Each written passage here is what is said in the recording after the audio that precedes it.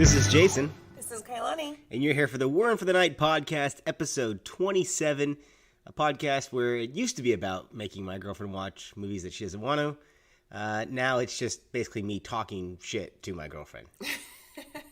In your eyes, that's your estimation of this podcast, correct? A little bit, yes. I think that you acquit yourself very well on these podcasts, but you seem to think the opposite. No, yeah. But yet you continue to agree to do these with me. Because it's kind of fun. Yeah.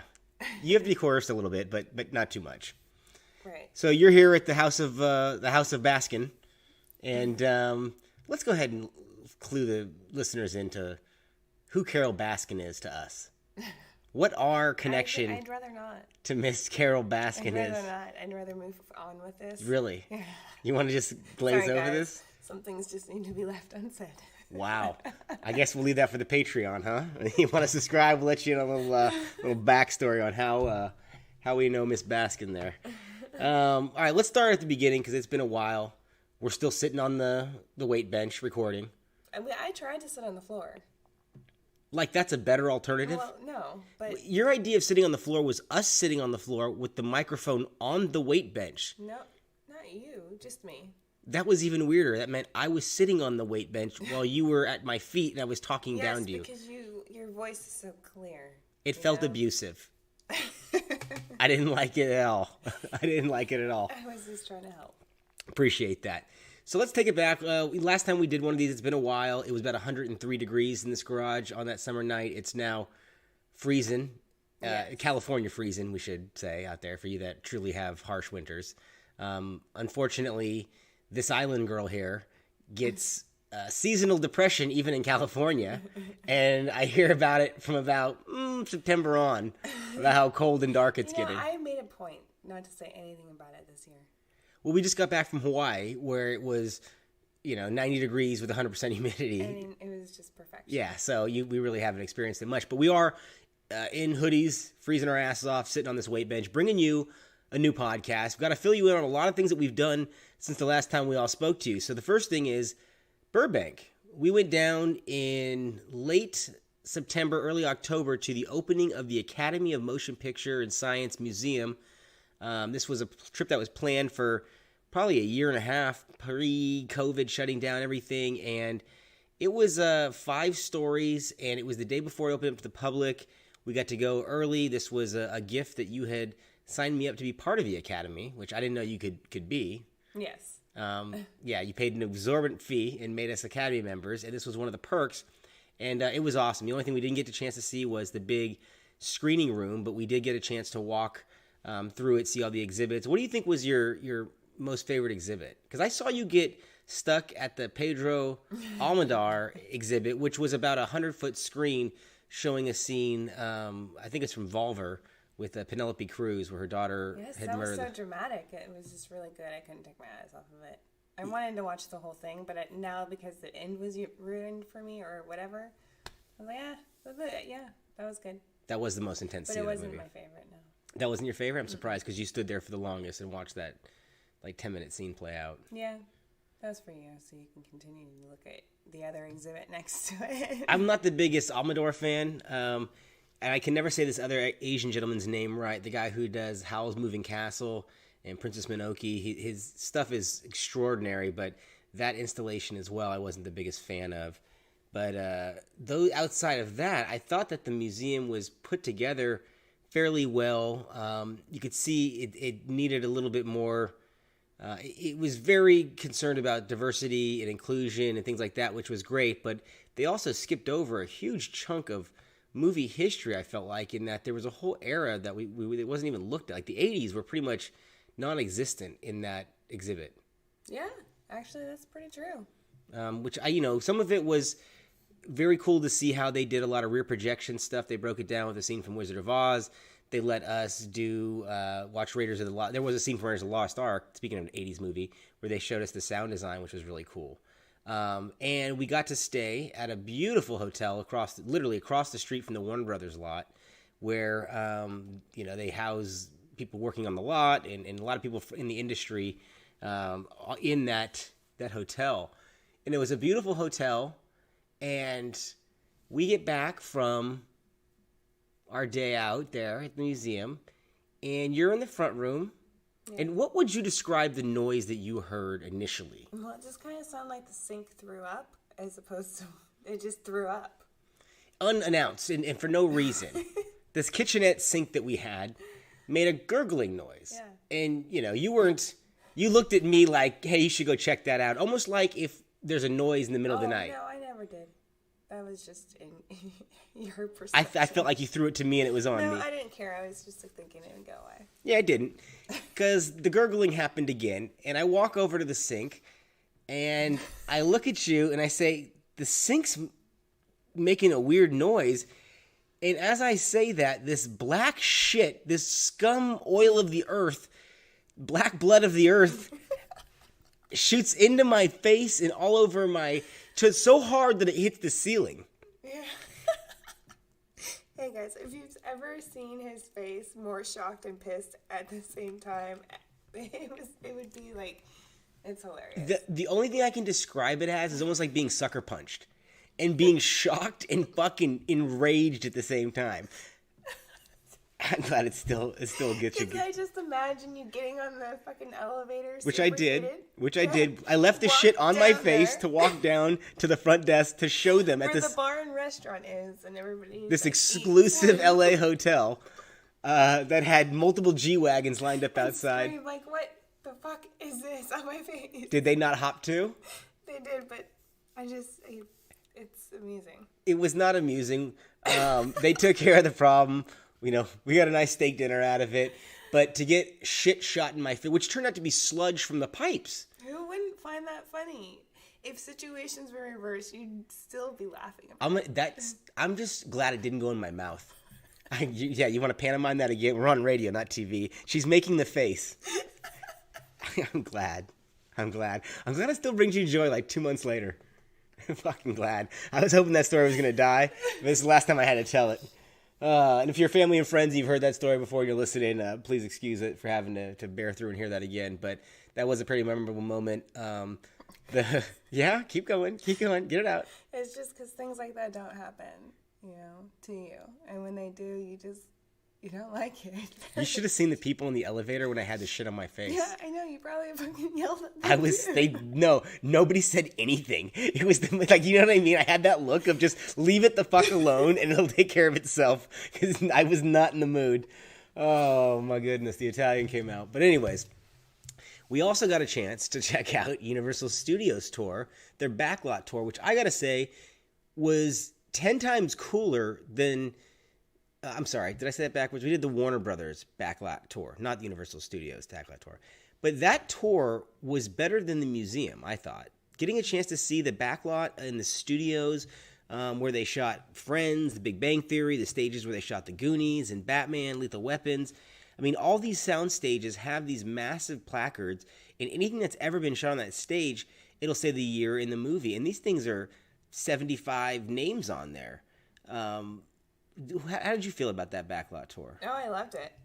It made me want to travel and go see all backlots. Well, they're not all that cool. I've been on some backlots before, and that that Warner Brothers one was cool because they had the town square, much like they used to have in Universal Studio, which served as the town square in Back to the Future, if you didn't know. But the town square in Warner Brothers backlot, I mean, they shot so many movies on it. The Lost Boys house is on there. The toilet, the Murtaugh's house is on there from Lethal Weapon. I mean, if you watch anything now, you'll notice it. I mean, we watch things and we're like, oh, that's the backlot at Warner Brothers, the big tree and all these things. But I thought it was awesome. You got real special treatment from all the union workers on the backlot. I thought, maybe we can sneak off this trolley and just hang out at the stages and run into Jason Momoa. And about the 30th fucking union worker whistled or waved or was extra nice to you, and I was like, I don't think I want to meet Jason Momoa today. I was hoping one of them was famous, so we could just sneak off with them, You mean you sneak off with him? No, like us. I would bring you. I wouldn't leave you behind, boo. Don't you worry. What's hilarious is that every time I bend down to speak into the microphone, you have a Pavlovian response where you bend down and we're almost butting heads at this point. This is what you told me to do. This is maybe the worst fucking podcast setup in the history of podcasts. Let's move it forward, though. Devoted. We were going to go see James Bond, which was premiering at the Man Chinese Theater. They were giving Daniel Craig a star on the Walk of Fame, and we were talking about going and seeing James Bond down there. We didn't get a chance to. We thought, shit. We actually went to a comedy show instead and saw some legends, really. Dane Cook, Arsenio Hall, Sarah Silverman. And really, out of all those, Dane Cook still murders it. Yeah. And in a small room, Dane Cook fucking controlled that room, I'd say, for 45 minutes. Yes. And you were highly impressed. I already knew the game. You've been on Dane Cook's nuts since 2006. I've wanted to punch him in the nuts since 2006, but I gotta say, he was funny. It might have been earlier than that, but we can go with yours. Okay. Well, this is what we missed instead, because we went to the comedy show instead of going and seeing the Bond movie. And then it turns out later that night, do you remember when I showed you the iPad and it says, Daniel Craig makes surprise appearance at the Burbank Theater? Yeah, but that was after we got back. That wasn't the same. I think that you're missing days and times up. No. Well, good old Dane Cook really came through for us that night. I mean, he's much better than James Bond, right? Point of the story is, we did see James Bond in the end. I thought it was fucking awful. This is the first James Bond movie you've ever seen in a theater, I believe. Man, I totally forgot about this one. How could you? It was 2 hours and 45 minutes. It's as long as the movie that we saw tonight. I mean, I just felt like that was last year. I didn't realize that was just how long ago? 6 weeks ago? Wow. Uh-huh. I didn't mind it. You didn't like it. I didn't like it, no. Yeah, but that's just because you're a Bond fan. For someone who's just coming in and you don't really care either way, hey, it was better than I thought it was going to be. Because why? Just the way they ended it was pretty awesome. All right. Like, he still gets to keep his number. He's still Bond. Like, his legend is still going. And I'm not going to finish it. I just realized I may be giving a spoiler alert. Sorry, guys. No, I think you just forgot the total ending of the movie. He doesn't go on. But no, his memory. Like, I'm talking about his memory. Oh, great. Let's memorialize James Bond. Exactly, that's what they did. So they kept him alive forever, babe. Your dream has come true. Bond's not dead. Hashtag that, everybody. You don't know the spoiler by now. You didn't really want to see Sorry, I hope you didn't see it. But if you did, it's not bad. All right, we saw that. We saw Dune. Dune sucked. Yeah, Dune was awesome. You're insane. I know. Hey, I actually was going into this thinking, I'm probably going to fall asleep in 20 minutes anyways. In fact, you fell asleep, and I continued to watch it, and I was highly entertained and really wanted to continue to finish it because you hate it so much. I can't finish it. This is what happens in most movies. This is a perfect segue into the Name That Movie game, because you're forgetting that we finished it together. Yes, we did. By the third night. Well, we finished it together. I didn't forget. Let's do the Name That Movie game, because we just got back from a trip from Hawaii. Yeah. And on the plane, there is a Dwayne Johnson, Emily Blunt movie. And you have headphones on, and you say, hey, it's this movie that you've been wanting to see. And you yell out a name. What'd you yell out? What? Juice Cruise. What's it called? Juice Cruise? Juice Cruise? Juice Cruise. This is... Jungle Cruise. Nice. That's true. Is it? Yeah. Okay, great. But you say this. Hey, babe, they got Jungle Fever. You've been wanting to watch that. Which is a different movie and a whole different set of can of worms you yelled at on a plane. And I guess. I mean, did you not just look at me at that moment? Thank God I love her. That's my angel. That's my angel right there. Little baby bird. I would, you know? No, I was just more concerned about the 60 people around us that all looked at me. I thought, oh, all right. So I'm glad we got the name of that one done. Woo. We've been watching some documentaries. We watched one last night. You know the name of it? Yeah. Let's... Wild Country. No. No. Wild Creatures. No. Come on, you're close. Wild Cannabis. It's not even about weed. Wild Rocks. What? Are all rocks wild? Are there domesticated rocks? Crime. Wild crime. You got it. You got it. We worked through it together like an algebra problem when I was in 6th grade. We did this together. We're a team on this. I don't know how I combined all that. Oh, because it's based in Colorado or Where rocks are wild. Rocky Springs. What is it called? The Rocky Mountains. Oh. So if you guys are out there in the neurosurgeon dementia world, you just go ahead and write to us and let us know what kind of supplements we can be taking here. You know, you make me even more worried. Before, I wasn't, aware of this issue. Now I'm fully aware. Yeah. And I'm playing word searches to try to activate my brain. I'm glad I've had a good effect. I am glad I've had a good effect on you. I mean, let's move on. That's true love. Let's talk about some movies that we watched on our Hawaiian vacation. A different Dwayne Johnson movie. This one that starred Ryan Reynolds and Gal Gadot. Red Notice. Wow. Yes. Did you have that written down on your hand? No. I have to check your shoes for cheating or anything? I just saw and it just goes in front of your vision. Sure. Yeah. I don't know what that meant. But we watched this one at this beautiful condo that we rented for a couple weeks out there in Hawaii, and they had a 70-inch QED ultra high def fucking Samsung TV, and it had the smoothing effect on it, and it made this movie look so cheap and unexciting that it was hard to get into. I mean, I don't think we even finished it. I think we attempted it 2 nights in a row, and we gave up. Yeah, I mean, you fell asleep relatively early on. I got an hour in the first night. We restarted it. I got another 45 minutes in, and the thing just refused to quit. And like I said, I don't know if it was because how clear that screen was, that everybody looked a little aged, except Gal Gadot. Say Wonder Woman's name. Gal Gadot. One more time. Gal Gadot. When you say her name, it sounds like she should be part of the King Arthur's Round Table. Well, she should. Say it again. Why? I love how you say it. Gal Gadot. Yeah, she goes with Lancelot on adventures. Here's the thing. Those people in that movie, total girl crush on all of them. So the fact that it was really, not fun to watch was highly disappointing. Because you would think all those 3 people would be perfect on screen together. Nah, it turned out to be too much of a good thing. Yeah. It was actually really boring. Yeah. Yeah, that's what I thought too. I'm surprised that we didn't get through that one all that much. But the weird thing is that we go to very relaxing places on vacation to de-stress and the whole thing.